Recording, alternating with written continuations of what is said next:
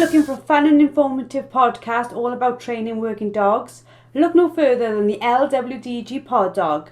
This weekly show is hosted by me, Joanne Perrott, founder of the Ladies Working Dog Group, and I chat to experienced trainers and experts in the field who will give you helpful tips and advice.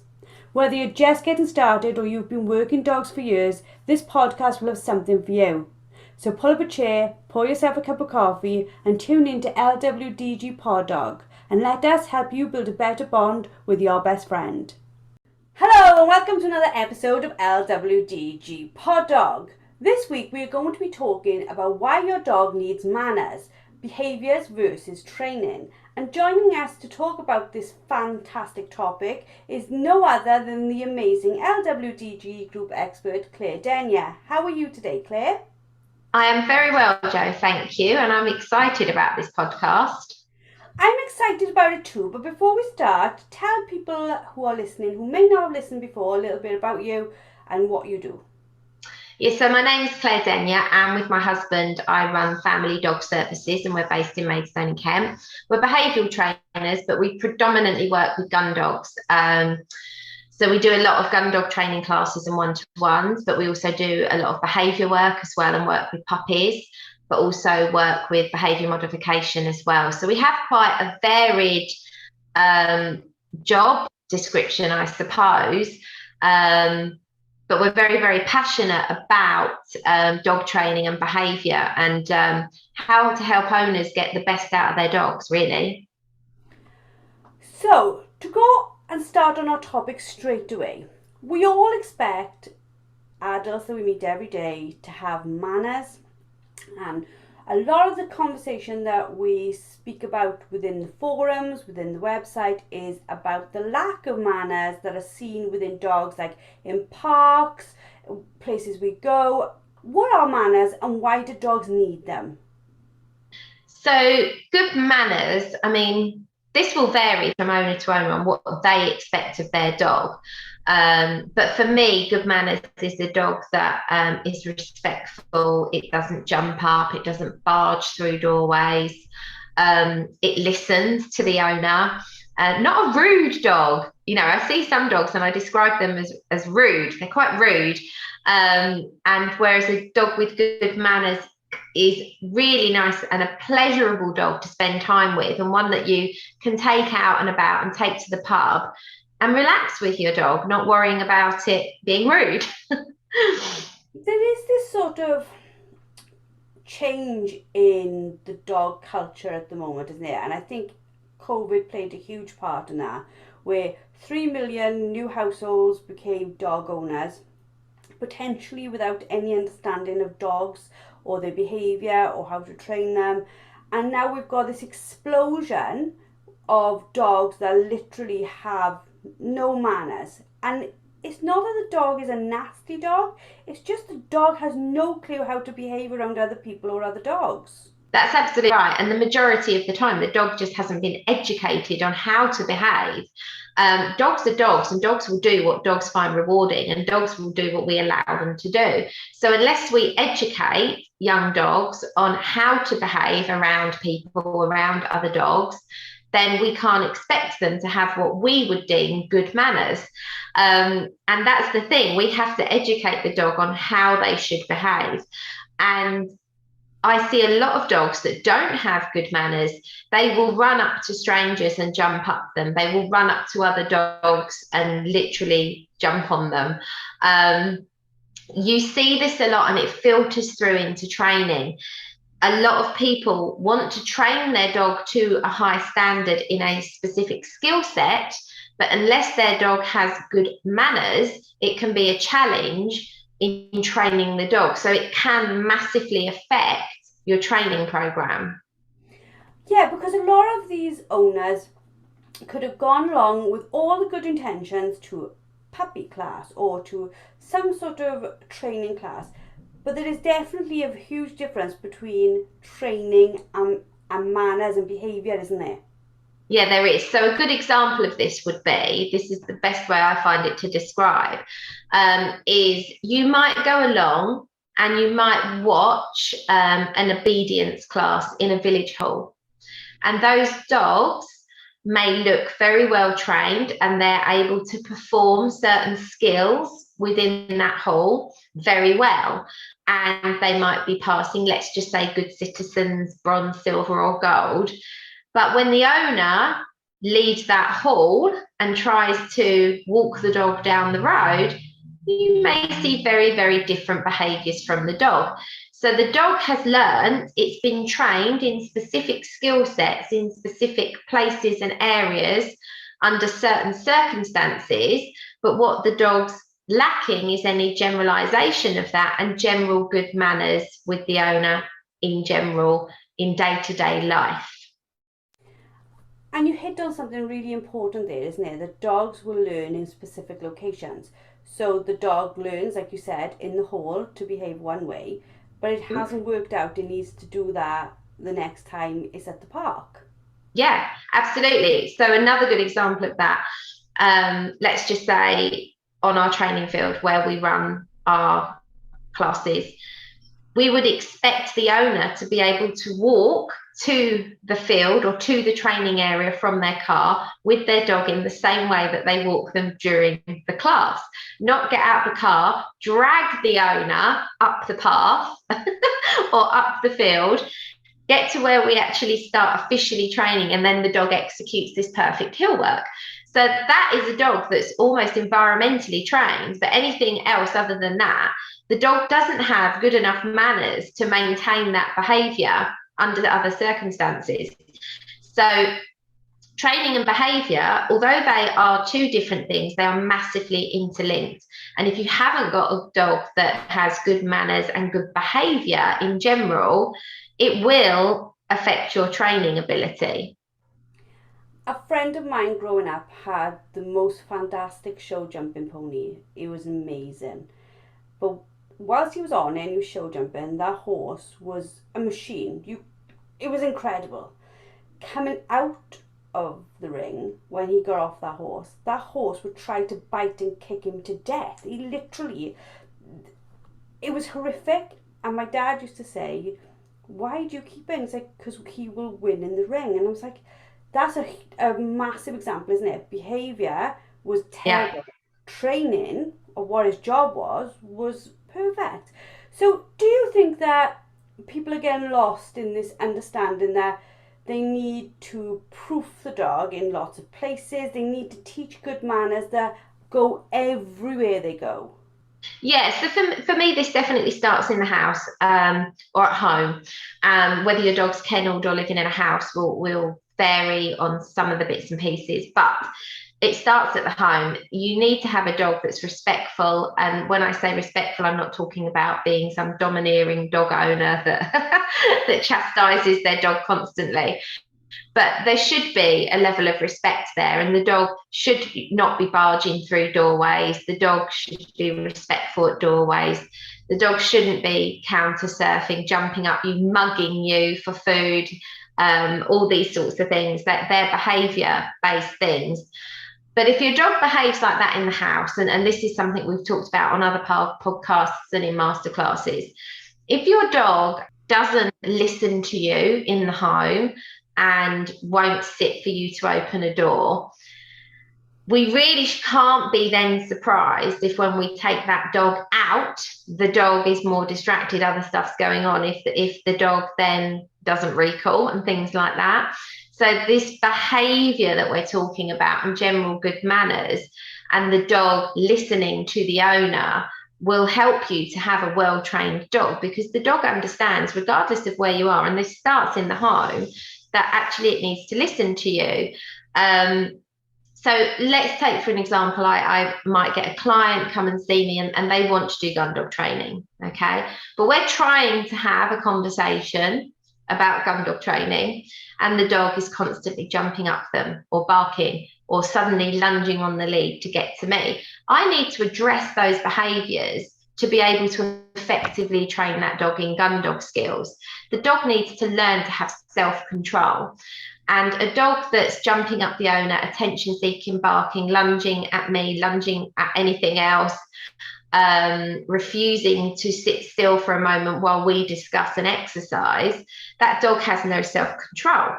So we can't then train it to be a really good gun dog with steadiness if the dog can't have good self-control and have good manners when we're actually trying to just have a very simple conversation. Does that make sense, Joe?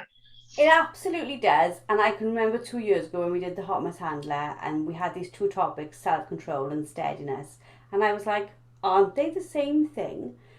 But they really are very different, aren't they? And self-control is probably fundamental for manners. Absolutely. So steadiness, if we want to break them two things down, steadiness is the dog's ability to sit steady to a thrown dummy, to sit and wait when you ask it to and you take its lead off. Self-control is the part where the dog knows that skill because you've trained it, but it can maintain it itself because it has self-control. It doesn't need to be restrained or constantly nagged. The dog has the self-control and enough manners about it to listen and to follow instruction and maintain that itself. So they do cross over, but the dog, just because the dog can do it because you ask it to, that's training and exercise. But the dog being able to either offer that behavior itself or maintain that behavior without being restrained or constantly told to sit back down, self-control comes in there.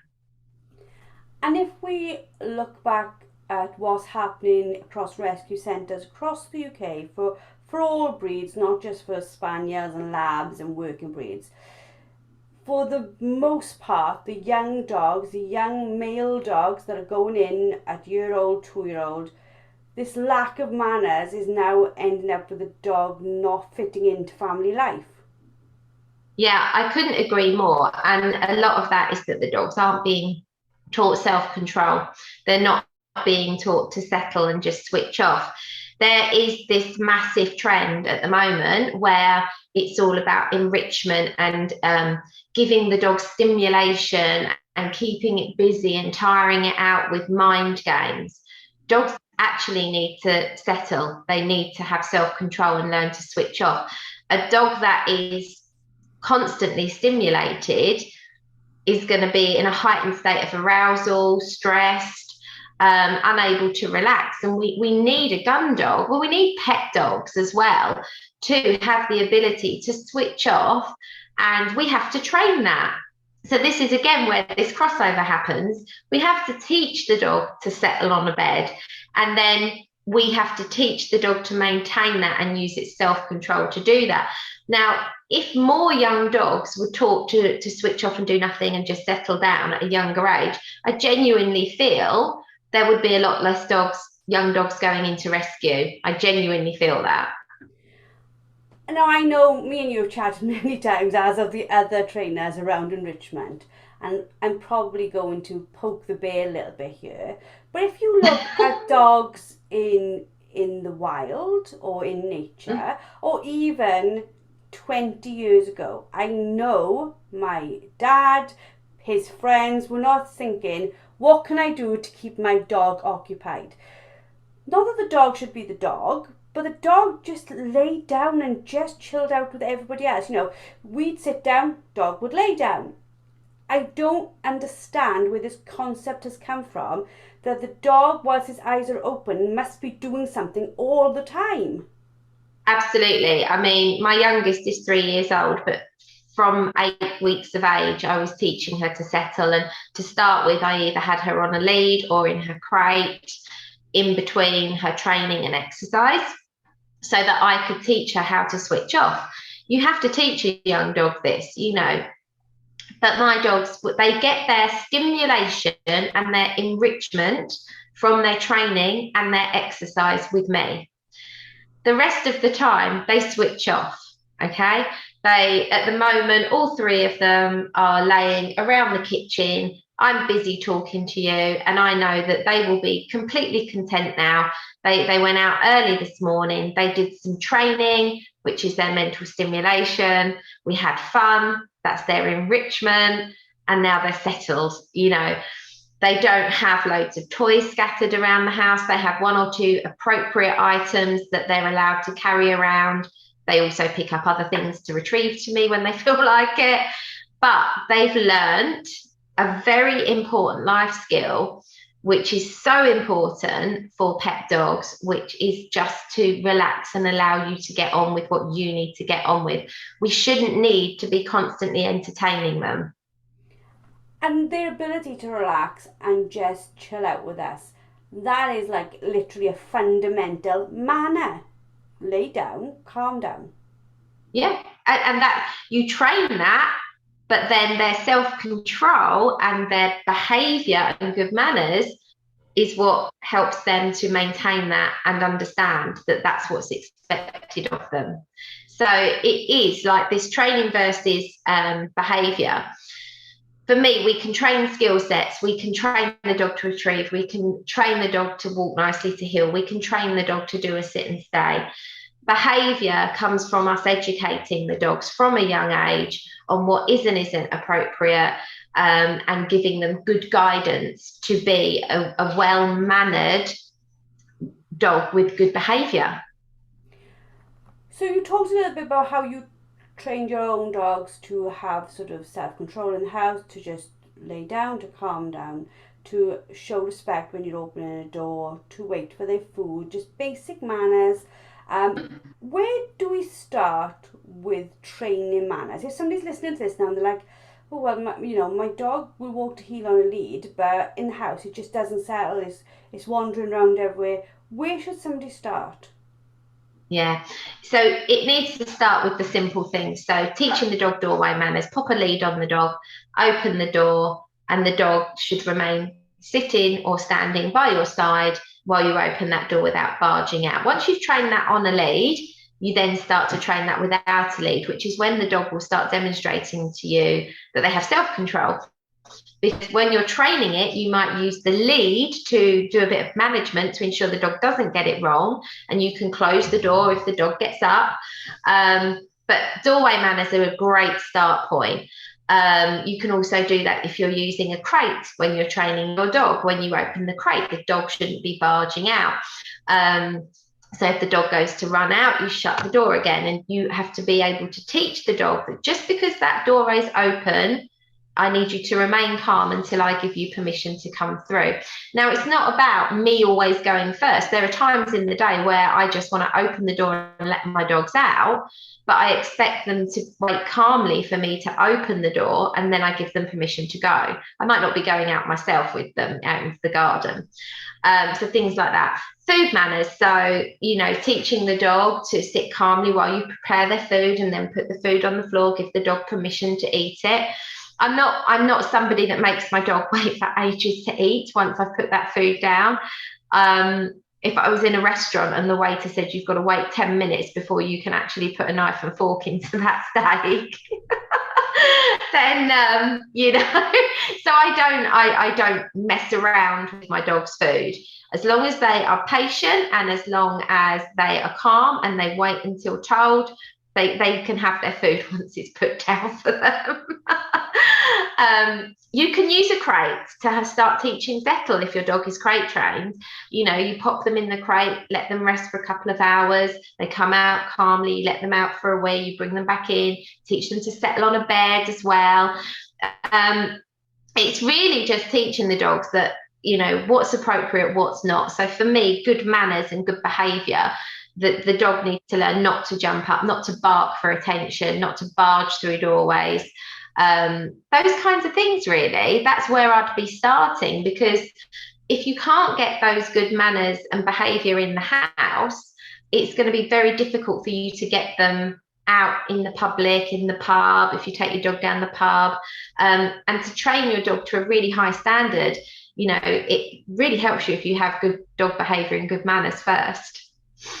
We've got a lot of what you just discussed covered in the masterclass, the Prama masterclass. So if you go on to our website and look for the Prama masterclass, it's all there. But I think there's nothing nicer than watching somebody with a well-mannered dog. it looks effortless. The dog is relaxed, the human is relaxed. You see people with the dogs not on the lead, and the dog's just happy to be with that person. It's not looking for things to distract it, it's just happy to be with them. Yeah, absolutely. And it is lovely. And also, if you've got those good manners, training in a group class is so much easier. If your dog is well behaved and well mannered and has good basic behaviours, then working in a group class or training your dog in a skill set is much, much easier. Do you find that when people come to you in a group class and the dog hasn't got good manners, that not that you're on a back foot, but it's very difficult, like you said, to train a dog when you're dealing with all these things first?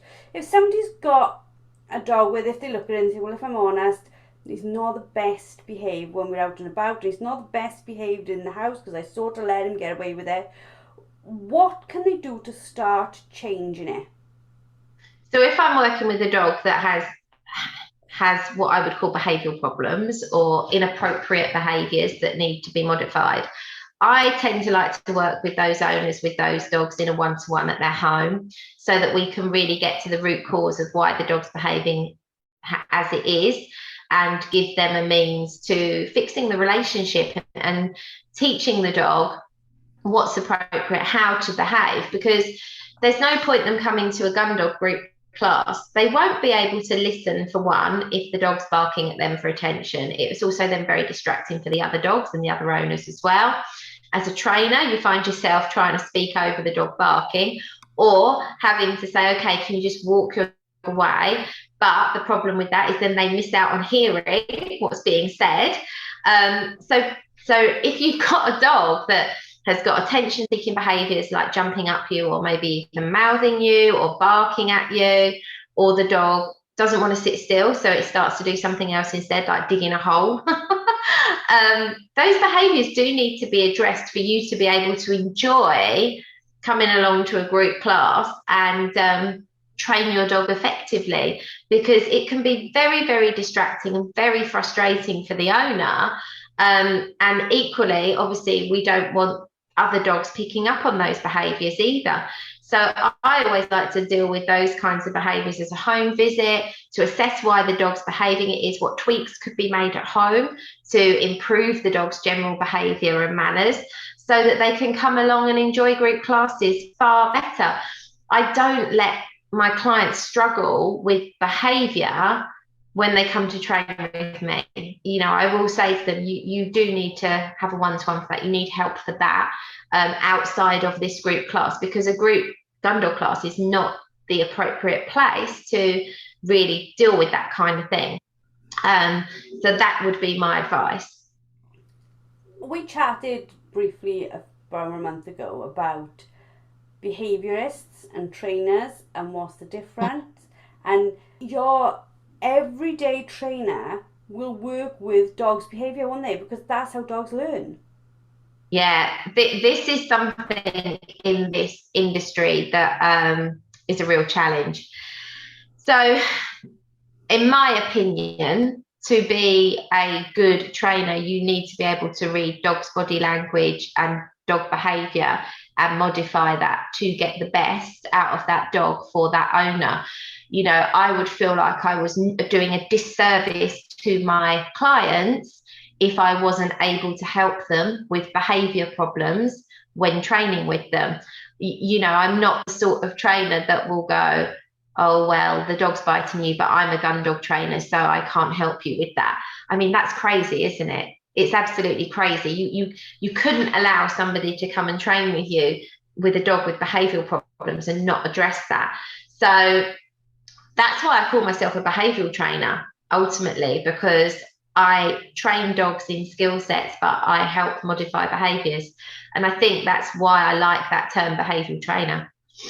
If you think about it, if you take it into the human world, if you said to a teacher, do you deal with children's behaviours? They would say every single minute of every single day. Because in order to teach them anything, I have to be aware of what's going on, how to help them settle.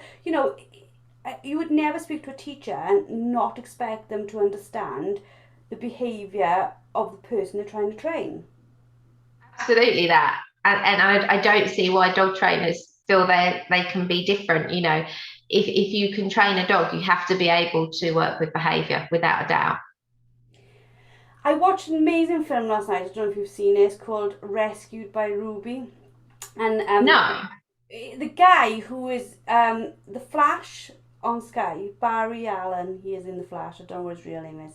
It's called Rescued by Ruby, and it's about this like cross collie who he wants to join the police force, the canine unit. They're meant to buy themselves like a German Shepherd or a Malinois or something like this, and he can't afford it because he's expecting a second baby. So he goes to the rescue centre and he gets this collie cross.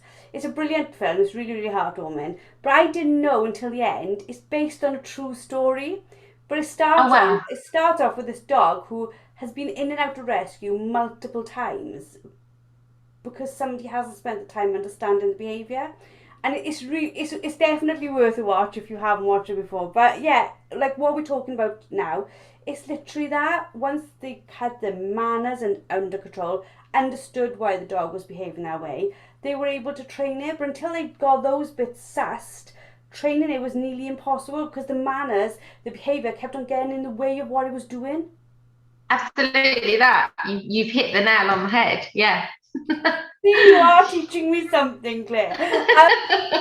So, just to wrap up this amazing podcast yet again, what are your top tips for establishing good manners in your dog? Okay, so start in the house, start addressing those little things and make sure that your dog is listening to you. So food manners, doorway manners, teaching the dog to settle. And if you're struggling with behaviours, get a trainer to help you, get a behavioural trainer to come and help you. You don't have to live with behavioural problems. They can be modified. And if you're struggling with very specific things, make sure that the trainer that you're working with is confident that they can help you to work with those things. Don't ignore them. That's a massive tip. Do not ignore these behaviours and just sit there thinking it will stop or it will go away or the dog will grow out of it.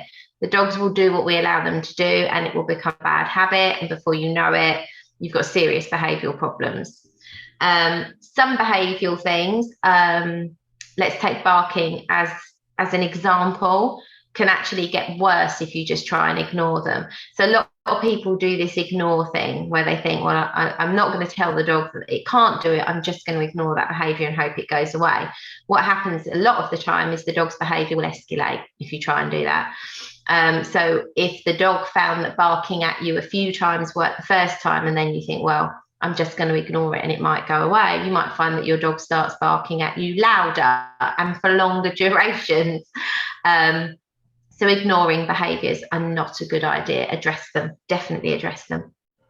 Fantastic. So thank you, Claire, for another amazing podcast. Thank you, everyone, for listening in. We hope you have enjoyed. We hope you pop over to our website at www.thelwdg.com. Go and have a little look. Go and see what we're up to. Check out our free content. Subscribe for our newsletter. And we look forward to speaking to you all next week. Thank you for listening to LWDG Pod Dog with me, Jo Perrott. Now, we all know training a dog takes time, energy and patience, but our lives can be really, really busy. Don't worry, the LWDG has got you covered. Join us for our free planning workshop where we'll show you how to use short 10-minute training sessions each day to fast forward your dog's education. Our experts have years of experience in training dogs and will help you get started on the right foot. Register now and start making progress with your furry friend today. Go to our Facebook page, the Ladies Working Dog Group, and click on the pinned post or visit www.thelwdg.com.